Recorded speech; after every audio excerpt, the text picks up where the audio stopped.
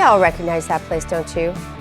Doesn't really need an introduction this Freedom Friday. Welcome back to American Sunrise. I'm Dr. G. Thanks for joining us. It's time now for today's health news, sponsored by the Wellness Company and Under the Microscope. Today, back to school season is upon us, and here are some tips to get our kids back on a normal sleep routine. I don't know if it's normal, you all. But experts say school-age children should get between 9 and 12 hours of sleep per night. They do? Wow, that's a lot.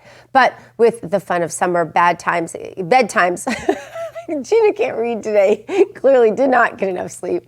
Bedtimes get pushed back and our kids start sleeping in. But now with back to school early mornings, they're returning. So the first tip we have is slowly starting pushing bedtimes to a little bit earlier by 15 to 30 minutes, starting about 2 weeks before school starts. Oops, a little late for that. Another is having a calm bedtime routine, like reading a book before bed. Might I suggest a new book that just came out this week called Creation.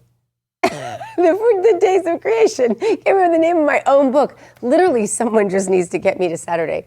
Finally, there is a consistency matter. Keep bedtimes and wake-up times consistent, even on the weekends, or, you can homeschool your children. My husband told me that he was reading about how some people are just programmed to be night watchmen.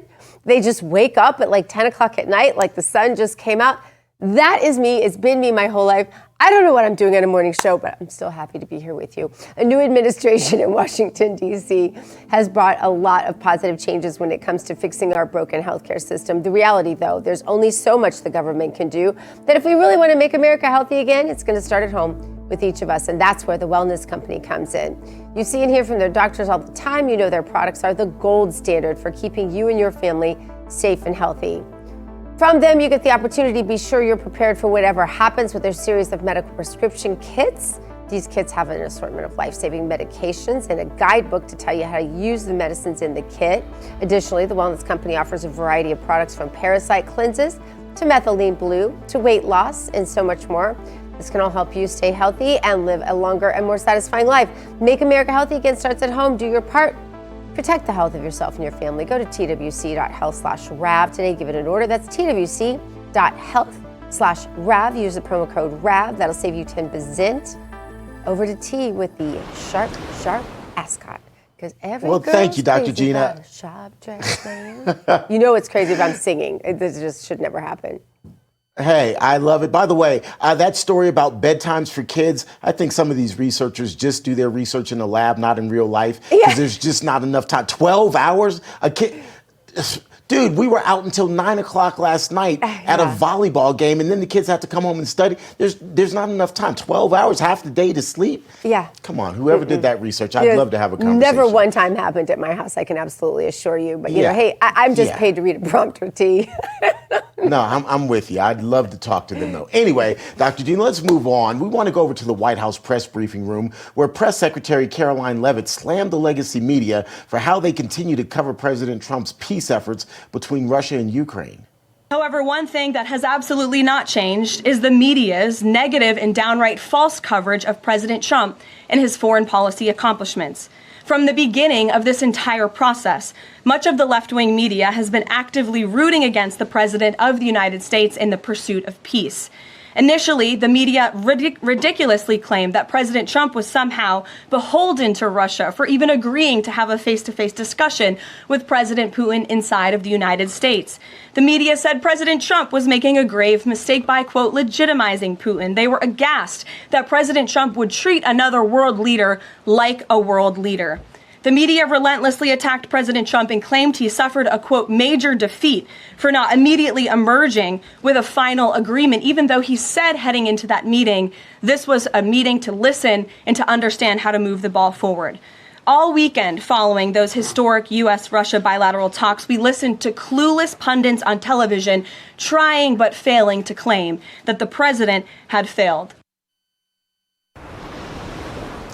All right, let's bring in the managing editor of Newsbusters at the Media Research Center, Curtis Houck. Curtis, we're going to get to that in just a minute. But first, I want to talk about this breaking news involving the raid at John Bolton's house. I think it's kind of shaken all of our days. And if we weren't awake, it forced us to be awake, just kind of given the shock of it all. Your thoughts on all of this? How are you taking this in? Yeah, I'm looking at the broadcasting cable coverage, TBH, CNN, MSNBC, they're going DEFCON 1. One of the first people to appear on CNN to talk about all of this, Andrew McCabe. I kid you not. It is absolutely amazing. He called it stunning. Obviously, it is stunning. But he did point out that the important part of this, John Bolton has a right to challenge this, a right to legal counsel, but we didn't just arrive at this. There was a warrant. There was some sort of affidavit. There was some sort of investigation on the part of Kash Patel's FBI and the wider Justice Department. So watch, folks, for the coverage later today to just suggest this raid came out of thin air, willy-nilly. These things don't just happen in a day, especially something looking at classified documents.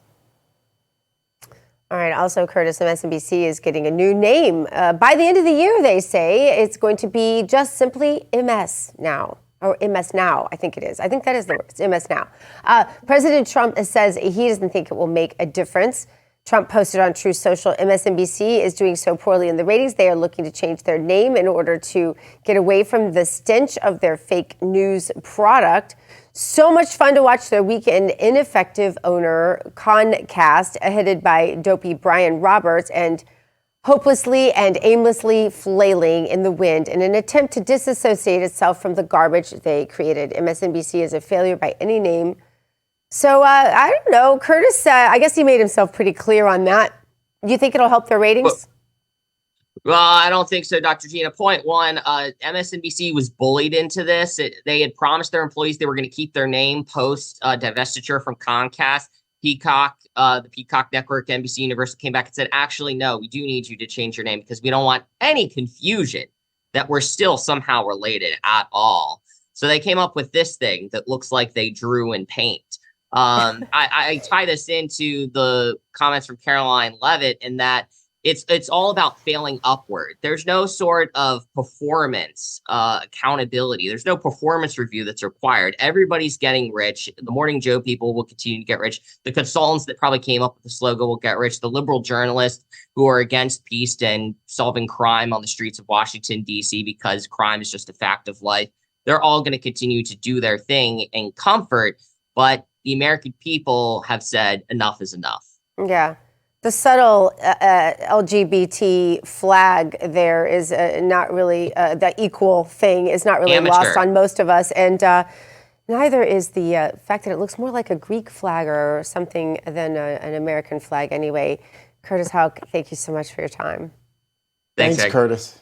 All right, coming up, a New York appeals court threw out President Trump's fraud conviction. What will this mean, though, for the future of justice in the country? We're going to assess all of this next on American Sunrise.